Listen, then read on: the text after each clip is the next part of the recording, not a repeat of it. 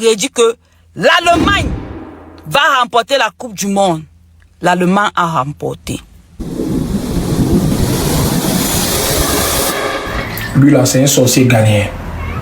D'après lui et ses frères ghanéens, tout ce qu'il dit se réalise.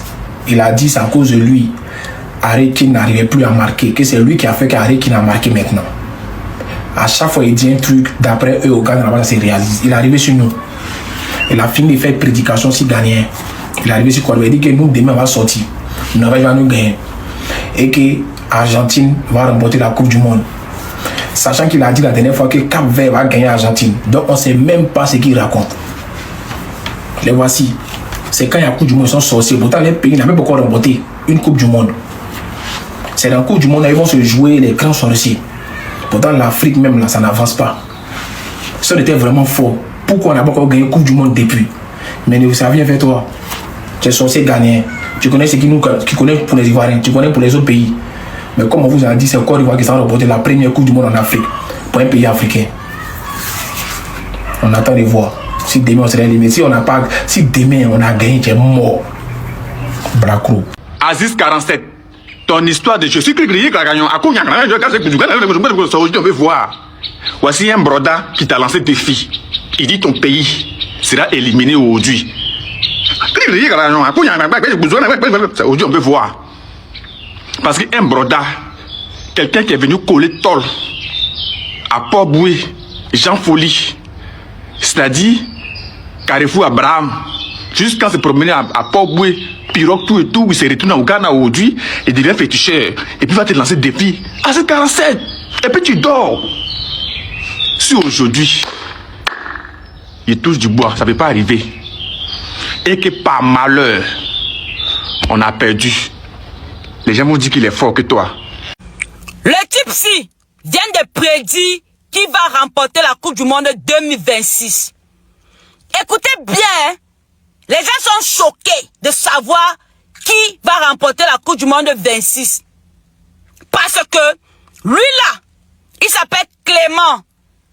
C'est un mathématicien allemand, un prédicteur. Il a prédit 3 fois. Ça a réussi.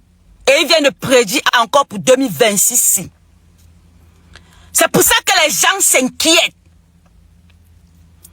En 2014, il avait prédit que l'Allemagne va remporter la Coupe du Monde. L'Allemagne a remporté. En 2018, il a prédit que c'est la France qui va remporter la Coupe du Monde. La France a remporté.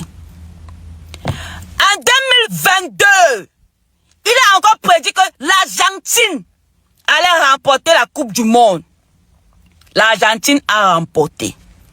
Maintenant, en 2026, il prédit que c'est le Pays-Bas qui va remporter la Coupe du Monde. Alors, Clément, que ce soit toi le prédicteur, le plus grand prédicteur du monde, tu as tapé poteau.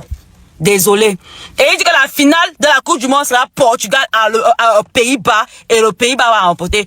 Frère, tu as prédit ça ici, non? Aujourd'hui, là, tu as tapé poteau. Donc, Cristiano Ronaldo va finir sa carrière sans Coupe du Monde, vrai. Parce que, les amis, nous vivons dans un monde programmé. Tout est programmé.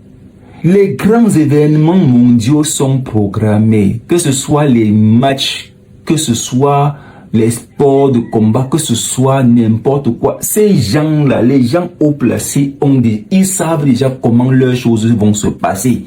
Quand ils organisent là, c'est juste pour essayer un peu d'enthousiasmer les petits gens que nous sommes. Il faut tenir en compte ce pronostic. Tenez bien en compte ce pronostic. Le monsieur, s'il sort de nulle part pour faire tous ces pronostics-là, ou pour faire toutes ces prédictions-là, il le fait parce que c'est la personne qui a été choisie pour faire ces prédictions.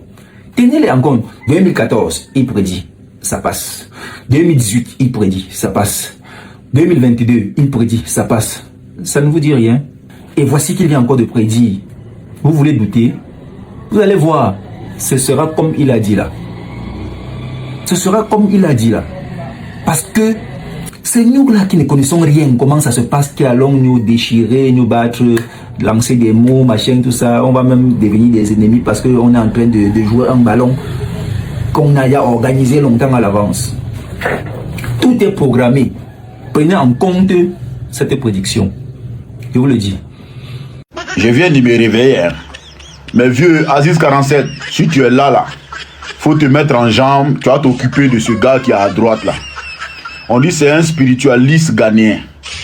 Depuis, il ne fait que parler de la rencontre entre Côte d'Ivoire et Norvège qui se passera demain. Nos détracteurs sont en train de partager ces vidéos. Il parle en anglais, ce qu'il dit là, il n'a pas envie de traduire.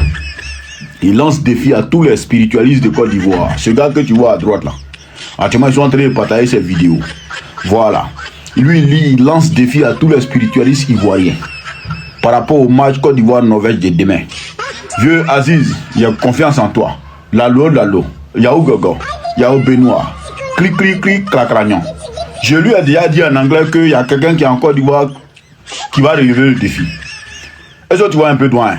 Donc, faut te mettre en jambe parce que le monsieur là, il parle beaucoup. Hein? Voilà, il dit que si ce que lui dit là, ça ne s'est pas réalisé demain, lui n'est plus ritualiste. Je lui ai dit, si ça te dépasse, on va confier ça à Kradio. Donc si tu as vu ma vidéo, faut te mettre en jambe, tu vas le récupérer. On va se respecter dans ce pays-là.